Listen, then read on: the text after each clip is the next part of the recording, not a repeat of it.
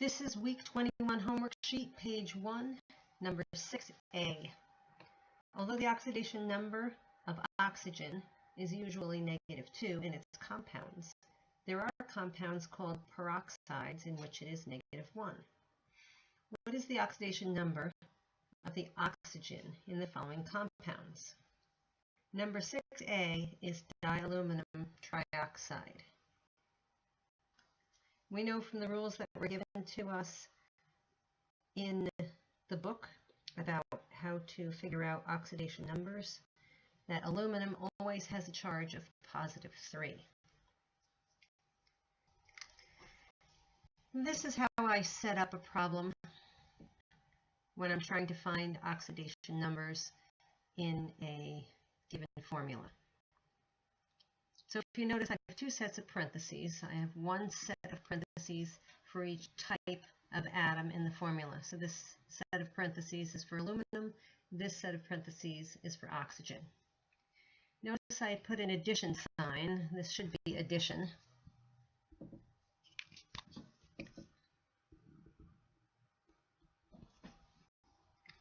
Let's just make sure it looks like an addition sign. Now, inside the parentheses, I put multiplied by 2 here and multiplied by 3 here.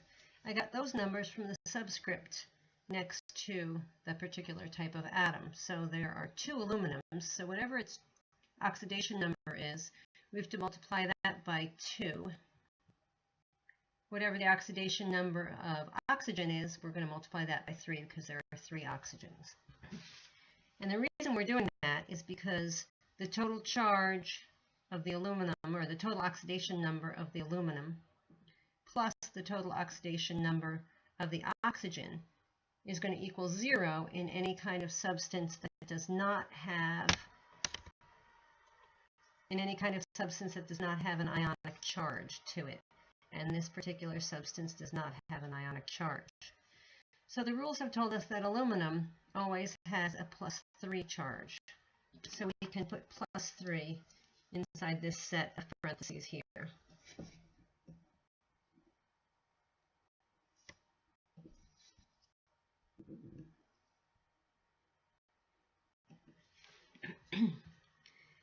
And the book has also told us that oxygen almost always has a -2 charge.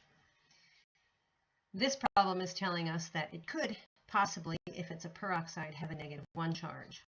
But in order for this +6, it comes out to be added to this and come out to 0, this must be a -6. So -2 works here.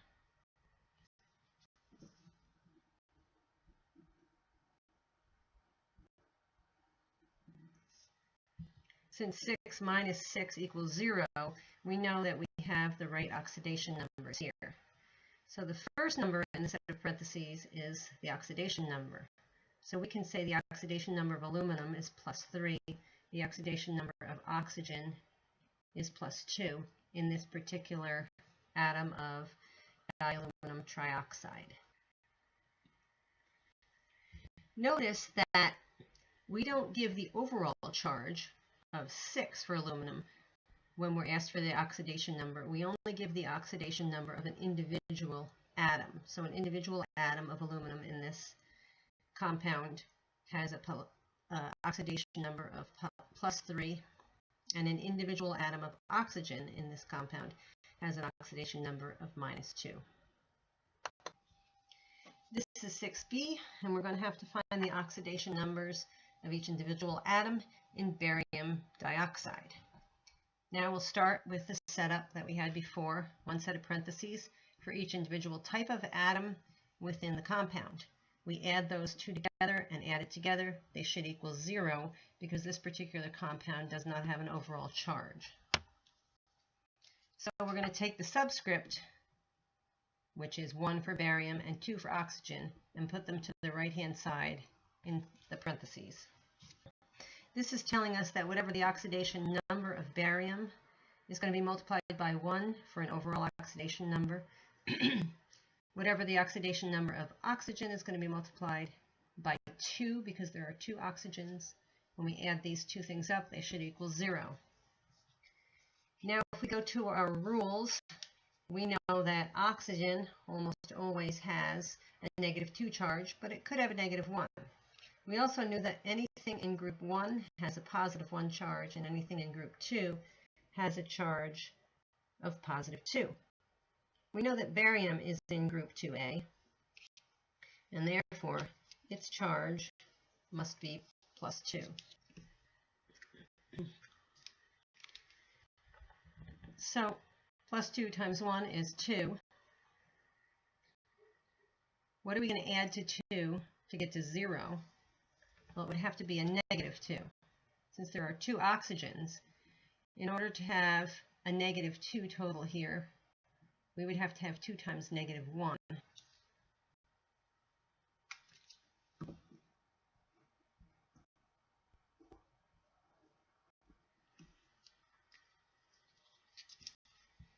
So -1 times 2 is -2. 2 plus a -2 equals 0. So the oxidation number for barium is +2. Oxidation number for oxygen here is -1.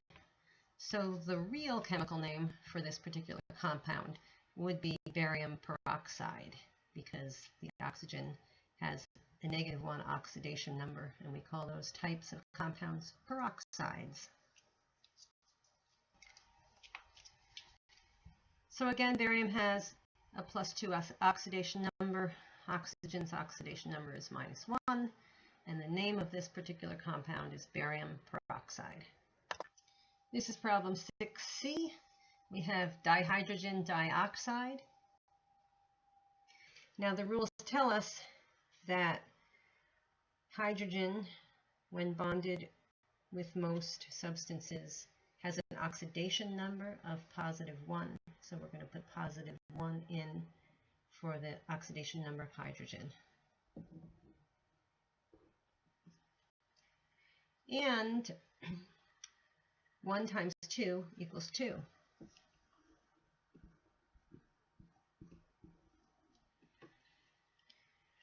We know that 2 plus -2 equals 0. So this combination here must equal -2. And since -1 times 2 is -2, we know that the oxygen has an oxidation number of -1.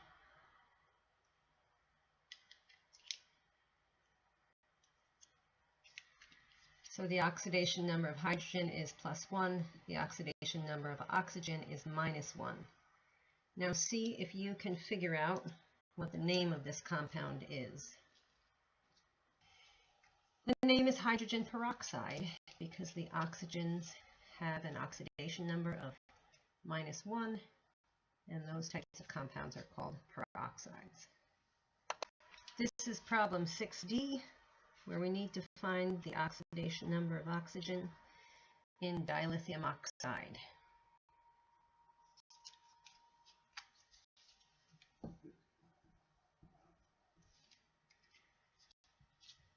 We set the problem up with 2 sets of parentheses added together.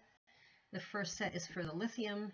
We have whatever the oxidation number is multiplied by 2, because the subscript of lithium is 2. That means there's 2 lithium atoms in this compound. We have the second set of parentheses with multiplied by 1, because there's only 1 oxygen in this particular compound. Now we think about the rules, and we know that lithium is in group 1A, so it has to have an oxidation number of +1. Since lithium's oxidation number is +1, we can say 1 times 2 equals 2. So 2 plus something will equal 0. We know that this number needs to be -2. Therefore, oxygen must have an oxidation number of -2 since there's only 1 oxygen there. So the oxidation number of lithium is +1. The oxidation number of oxygen is -2. This is week 21, Page 2, number 8A. In these problems, we're going to find the oxidation number of each of the elements in the following compounds. The first one is trihydrogen phosphate, or phosphoric acid. Now, when we see these slightly more complicated chemical formulas, the first thing we should look for is any polyatomic ion that happens to be in the formula. And I'm going to circle that ion.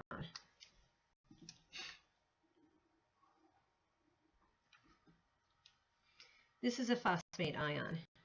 And if we look up in our book the charge on a phosphate ion, we'll find that the charge on phosphate ions is 3 negative. So the chart in your book that shows the polyatomic ions charges is on page 323, just for quick access. So we're going to set up this problem slightly differently. Okay. Since the phosphate ion has a charge of -3, in order to find the oxidation numbers of the atoms within the phosphate ion, we're going to set up this equation being equal to -3. Now the first thing we're going to do is we're going to say, okay, we know that oxygen usually has a charge of -2, and this is not a peroxide. Therefore, it's going to have a charge of -2 here. So now we have something -8 equals -3. And we know that 5 minus 8 equals -3. Therefore, since there's only one phosphate, the phosphate must have a charge of +5.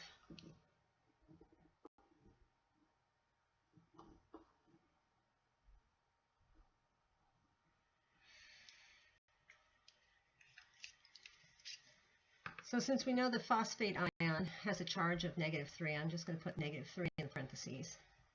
The hydrogen times 3 must equal 3, so they can all add up to 0 because the entire molecule does not have a positive or a negative charge. It's just neutral.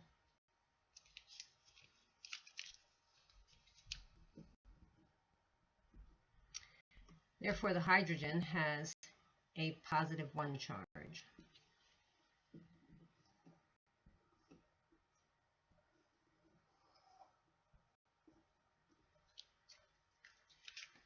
You can see I drew little arrows to show you that this set of parentheses represents the hydrogen. This set represents the whole entire phosphate ion. And now we have the charges on all of the individual atoms. Sorry. Now we have the oxidation number of the individual atoms. Hydrogen has an oxidation number of 1. Phosphorus has an oxidation number of 5, and oxygen -2. This is 8B. Find the oxidation numbers of the individual atoms in P4O6. We set up the problem with 2 sets of parentheses since there are 2 atoms. They are not polyatomic ions, and the whole entire molecule has a charge of 0. Phosphorus is multiplied by 4 because the subscript is 4, meaning there are 4 phosphorus atoms. Oxygen is multiplied by 6 because the subscript of 6 means there are 6 oxygen atoms. We know that oxygen has a charge of -2 most of the time. So from this we can see that the phosphorus has to equal a total of +12. Therefore, we know that 4 times 3 is 12. So the oxidation number of phosphorus in this atom must be +3. And there we have found the oxidation numbers of the individual atoms. Phosphorus has an oxidation number of +3 and oxygen -2.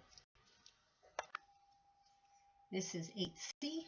We're going to find the oxidation numbers of the individual atoms in potassium dihydrogen phosphate. Now in this particular compound, we see that we do have a polyatomic ion, so we're going to start by finding the charge of the polyatomic ion and using that to determine the individual oxidation numbers of the atoms within it. We find that phosphate has an overall charge in its ion of -3. So the equation this time has to equal -3. We know that oxygen has a charge of -2 in this particular case. Therefore, phosphate must be 5 because 5 minus 8 is -3.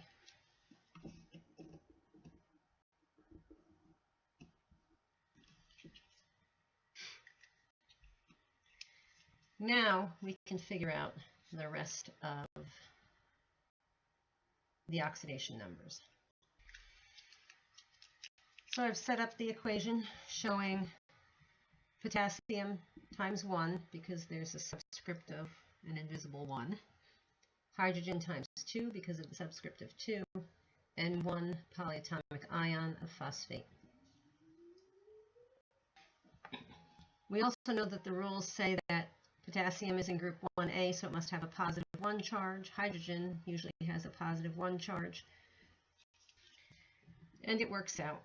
1 plus 2 minus 3 equals 0.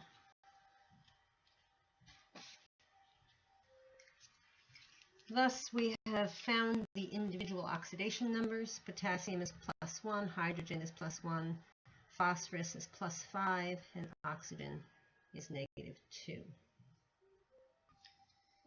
This is week 21, page 2, number 9. Identify the element that is oxidized and the element that is reduced in the following reaction. Now, I've set up the equations here for a little bit. A couple of them I didn't set up though. The ones that were very extremely simple, I didn't set up any parenthesis equations for. So the first one I didn't set up is the iodine, which is an element that is uncombined. And we know that any element that is uncombined, meaning it's not combined with another element, it has an oxidation number of 0. And so here iodine has an oxidation number of 0. I also didn't set up the water because water is pretty easy to figure out. Oxygen is -2 and each hydrogen is +1. That's already pretty clear in the rules. The potassium iodide also is pretty clear. Potassium's in group 1A, so it has to have +1. Therefore, the iodine has to have a -1.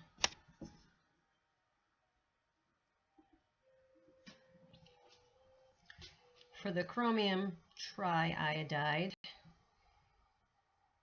actually it's probably ionic, it's probably chromium iodide. There are 3 iodines, so I multiplied by 3. There's 1 chromium. Iodine has usually a charge of -1. Therefore, the chromium must have a +3 so that it ends. Hydrogen iodide, again, is pretty simple, although I did set it up. Hydrogen has to be +1, therefore iodine has to be -1. For this compound, we have 2 potassium, 2 chromium, and 7 oxygen. We know that oxygen has a charge of -2. We also know that potassium is a group 1A, so it has to have a charge of 1.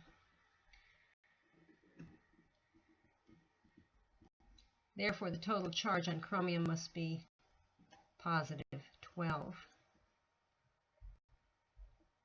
which gives each chromium a charge of 6.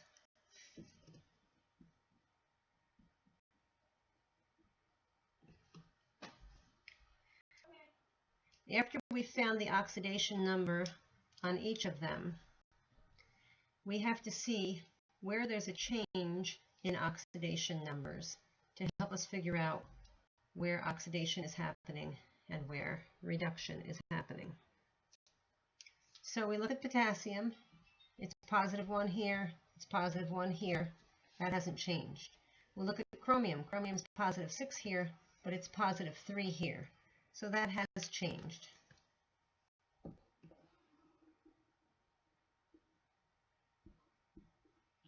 It's gone down 3.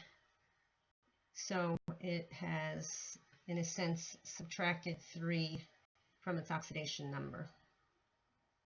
Oxygen is almost always a -2, hasn't changed. Hydrogen hasn't changed. Now iodine, you have to be careful to compare both places where iodine exists on the right-hand side of the equation. Here iodine has a -1. It stays -1 here, but here iodine has an oxidation number of 0.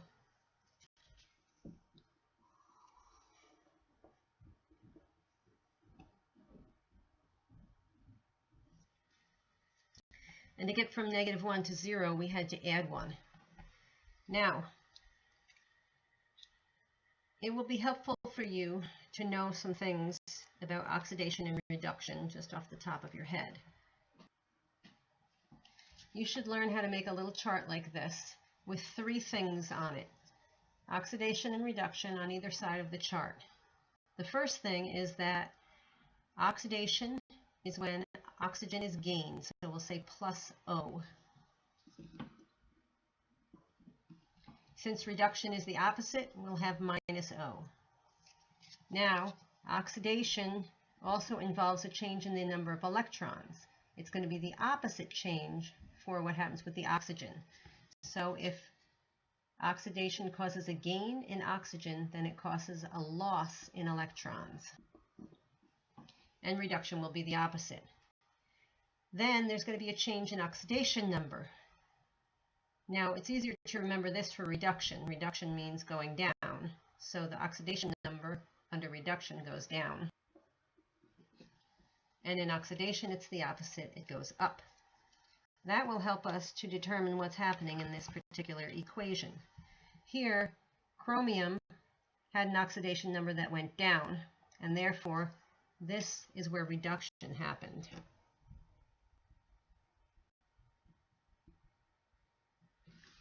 Iodine had an oxidation number that went up, adding 1, and therefore that is where oxidation happened.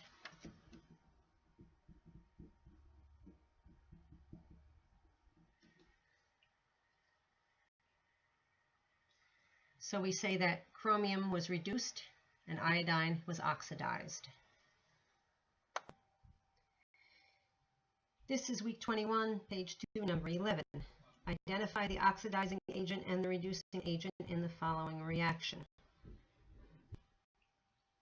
The first thing we have to do is find the oxidation numbers for each of the parts of the reaction. Now remember that any element uncombined with another element has an oxidation number of 0. So in this equation, the carbon and the chlorine have oxidation numbers of 0. On the other side of the equation, carbon tetrachloride is going to have elements with oxidation numbers other than 0. Chlorine, being in group 7A, is likely to have an oxidation number of -1.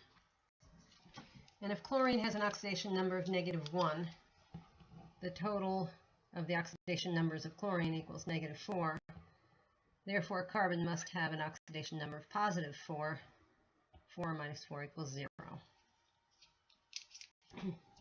Now we can figure out where oxidation and reduction are occurring. So the first thing we look for is changes in the oxidation number of any particular elements. So we see carbon on this side has an oxidation number of 0. Over here it has an oxidation number of 4. So there's a change that occurred here. The oxidation number went up 4. We also see that chlorine changed from an oxidation number of 0 to -1. So it went down 1. Start over. Since carbon's oxidation number increased, we can say that oxidation occurred here. Since chlorine's oxidation number decreased, we can say that reduction occurred here. Now the problem is asking us what is the oxidizing agent and what is the reducing agent. So the oxidizing agent is the thing that caused the oxidation. And since oxidation and reduction go hand in hand, whatever causes the oxidation is going to go through reduction. And whatever causes reduction is going to be going through oxidation. So we can say that the chlorine, since it's going through reduction, it's the oxidation agent. It's causing the oxidation of carbon. And the carbon is going through oxidation, so it's the reducing agent. It's causing the reduction of chlorine.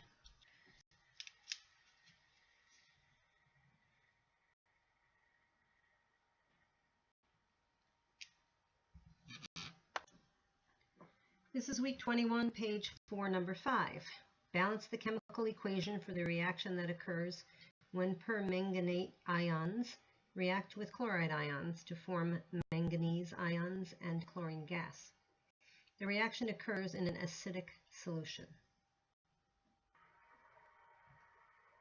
The first thing we have to do is write out the equation as I've done here. Now notice some of these things are ions. So the ones which are alone and uncombined are no longer going to have an oxidation number of 0. They're going to have an oxidation number that equals the charge on them. But chlorine gas does not have a charge on it, and so it will be an oxidation number of 0. The only one we have to figure out is the permanganate ions. Now, I have the two parentheses added together equaling -1 because the charge overall on this particular substance is -1.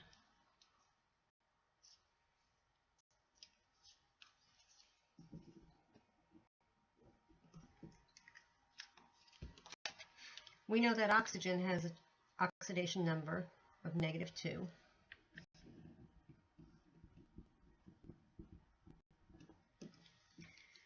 And we can say what minus 8 equals -1. The answer is going to be 7.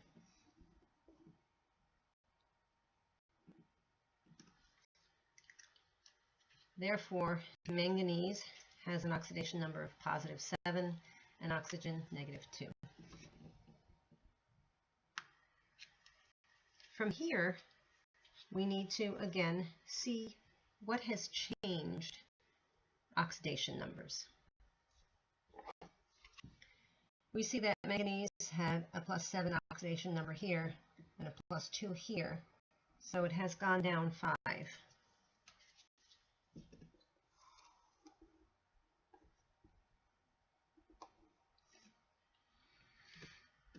And we see that chlorine has gone from a -1 to a 0.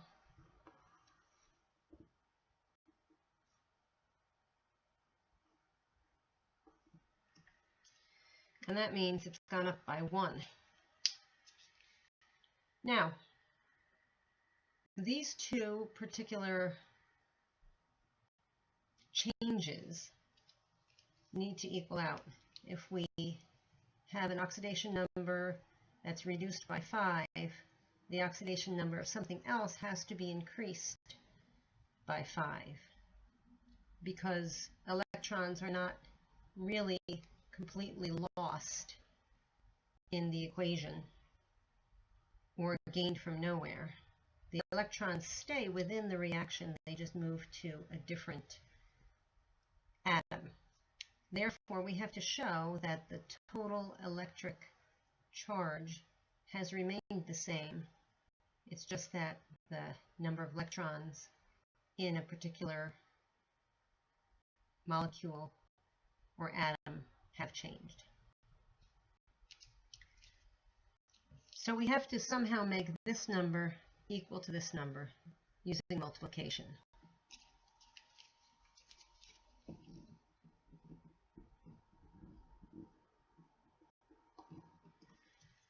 It's very easy to do. We just take the 1 up here and the 5 down here. And now -5 equals +5, and the charges equal one another out, or the changes cancel one another out.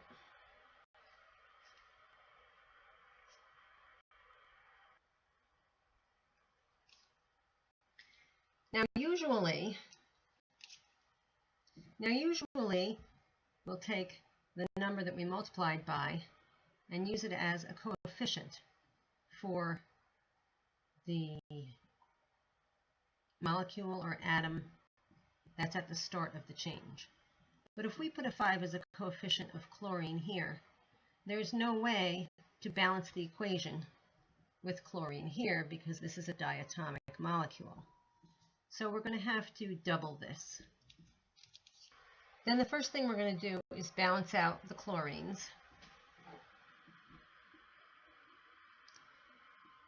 So here, 5 times 2 equals 10 chlorines, and there are 10 chlorines over here. The next thing we have to do is balance out the manganese. There's 2 manganese here. We're going to put 2 here.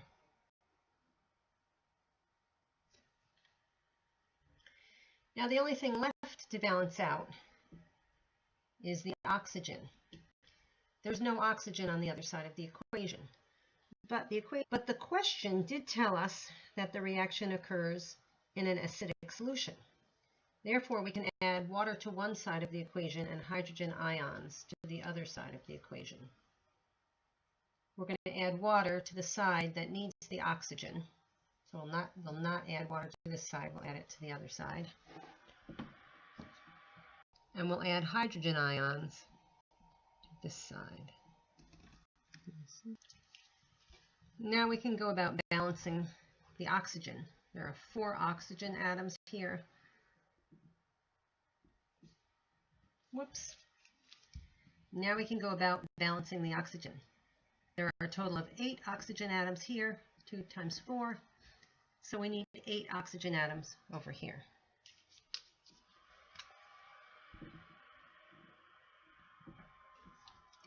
Once we've done that, we see that there are 16 hydrogens over here, so we need to balance it on this side. Now we can check out our math and make sure everything's balanced. 16 hydrogens, 16 hydrogens, 2 manganese, 2 manganese, 8 oxygen, 8 oxygen, 10 chlorine, and 10 chlorine. And that takes care of everything. One thing we do have to do before we finish is make sure that the total charge on this side of the equation is equal to the total charge on this side of the equation. 16 hydrogen ions gives us a total charge of plus 16. 2 of these permanganate ions give us a charge of -2. 10 chlorines, which are each negative, give us a charge of -10. Add that together and we have a total charge of +4. On the other side, the 2 manganese ions give us a charge of +4. Neither of these have any charge, 0 and 0. Add them together, we get +4. +4 on this side equals +4 on this side. The equation is balanced. This is week 21, page 4, number 6. Write the balanced chemical reaction for the reaction below. Identify the atoms being oxidized and reduced.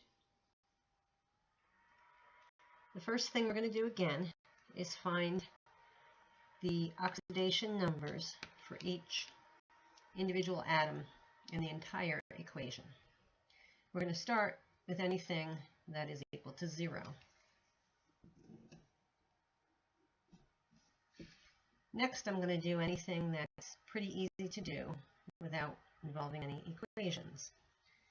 Sodium bromide is pretty easy to do because sodium is in group 1A, so it has to be +1, leaving bromine to be a -1.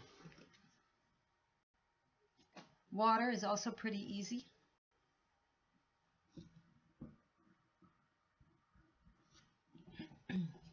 Since oxygen is -2, each of the two hydrogens has to be a +1 to add up to 0.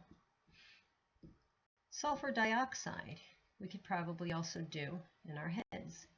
Each oxygen is -2.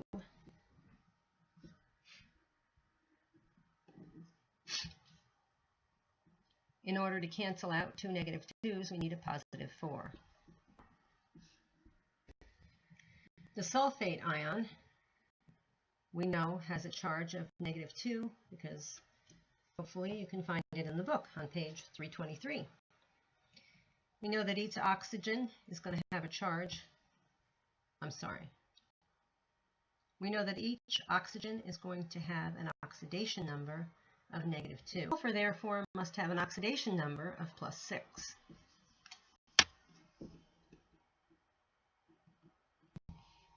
Since this whole polyatomic ion has a charge of 2 negative, and we know that each hydrogen has a charge of +1, we know that the whole thing will cancel out and equal 0.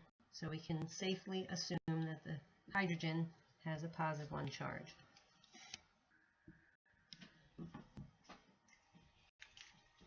On this side of the equation, the sulfate ion is going to have the same oxidation numbers, and therefore the sodium is also going to have an oxidation number of +1. Now we have to see where the oxidation numbers have changed.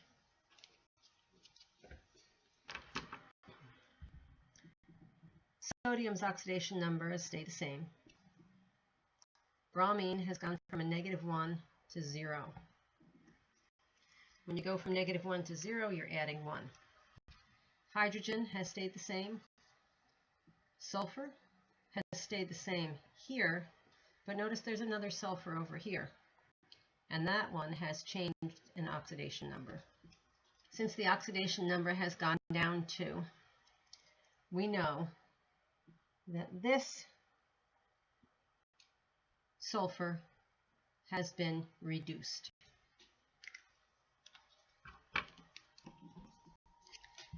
And since the oxidation number of bromine has gone up, we know that bromine has been oxidized. Now we have to balance the equation. We start by making these two numbers equal. We can do that by multiplying.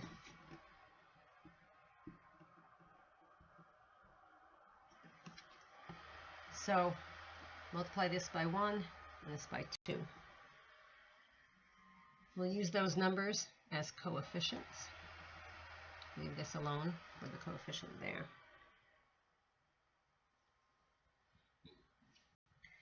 So let's first try to balance out the sodium. There's 2 sodiums here and 2 here. There's 2 bromines here and 2 here, so that's good. Now let's look here. We have 2 hydrogens here and 2 hydrogens here. That's fine.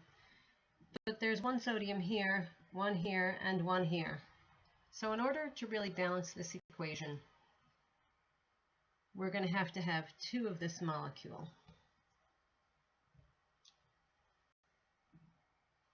And this gives us 4 hydrogens, which can be balanced on the other side. This gives us 2 sulfurs. We have 1 here and 1 here. And it gives us a total of 8 oxygen. There's 4, 5, 6, 7, 8. So it's all balanced. This is week 21, page 4, number 8A. For each of these reactions in question 8, we're going to predict whether the reaction will proceed as written. And if they won't proceed in the forward direction, will they proceed in the reverse direction? And then you're going to explain your reasoning. So we see that we have sodium, which is a solid, added to water, which produces sodium hydroxide and hydrogen. Essentially what has happened here is the sodium has replaced some of the hydrogen in water. Now, if the sodium is going to replace the hydrogen, it means that sodium is more active than hydrogen. So what we have to do is look on the activity series to see if sodium is closer to the top of the activity series for metals than hydrogen. And if you look on that, you will see that indeed sodium is more active than hydrogen. Therefore, yes, it will replace hydrogen and it will proceed in the forward direction. This is number 8b. In this reaction, we see lead replacing magnesium and forming lead chloride, magnesium becoming a solid. If lead is going to replace magnesium, it has to be more active than magnesium, and therefore it would be higher up on the activity series chart. If we look at the activity series chart, we see that magnesium is actually higher than lead. Therefore, lead will not replace magnesium. But now the question is, will this proceed in the reverse direction? So will magnesium replace lead?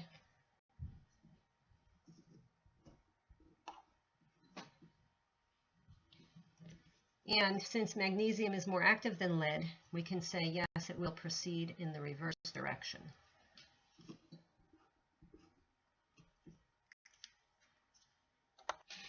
This is 8c. Will this reaction proceed in the forward direction or in the reverse direction or neither? We see aluminum plus silver sulfate. It shows aluminum replacing the silver and silver becoming a solid or precipitating.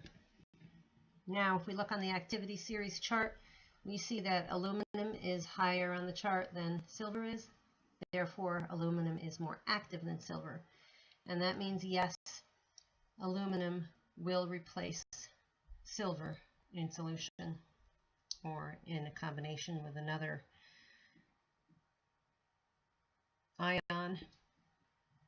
So we can say, yes, this particular reaction will go in the forward direction.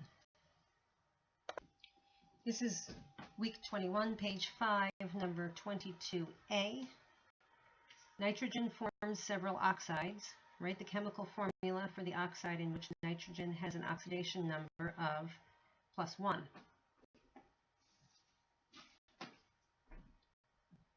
So the problem is telling us that we're going to have nitrogen with oxygen since it's a nitrogen oxide. Now, if nitrogen has an oxidation number of +1, and we know that oxygen has an oxidation number of -2, in order for this particular configuration to balance out, to have 2 negatives, and you'd have to have 2 positives.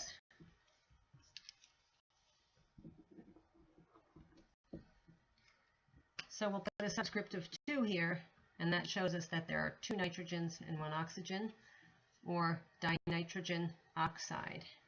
And that would be a correct configuration of a nitrogen oxide, which has nitrogen having an oxidation number of 1. This is number 22D. Again, we're looking for a nitrogen oxide. This time, the oxidation number of nitrogen has to be 4. So, here's nitrogen and oxygen. The problem tells us nitrogen has to have an oxidation number of +4. We know that oxygen has an oxidation number of -2. How are we going to get these to add up to 0? Well, we could crisscross and put this 2 here and this 4 here, and that would give us +8 and -8. But these 2 numbers can be reduced pretty easily to 1 and 2.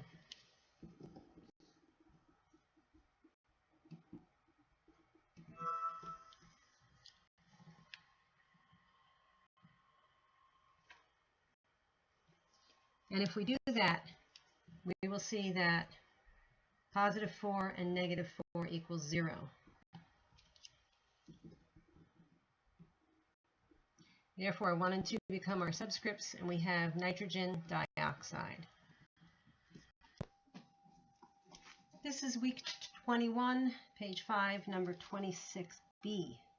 Using the activity series, predict which of the following reactions occur and write their balanced chemical equations.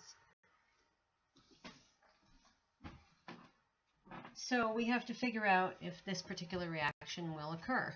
Will nickel replace silver in silver nitrate? So if nickel is more active than silver, it will replace it. If we look on the activity series, we see that yes, nickel is higher up on the chart than silver is, and therefore it is more active than silver. Silver, gold, copper, and mercury are all way at the bottom of the chart, the precious metals plus mercury, and are not very active. So most metals will replace silver. So now we have to write the equation of what's going to happen here. Nickel is going to replace silver in a single replacement reaction, leaving the silver to form a solid precipitate. Now, one thing that you don't know, and the book didn't give enough information on this, is that nickel actually has a charge of positive 2. Therefore, since the nitrate only has a negative 1 charge, we need to show that there are 2 nitrate ions per 1 nickel ion to make it a correct molecular formula. And now the molecular formula of nickel nitrate is correct. Now we have already decided that it will proceed in the forward direction. The only thing that is left to do is to balance the equation. So since we have made 2 nitrate ions here, this side has to have 2 also.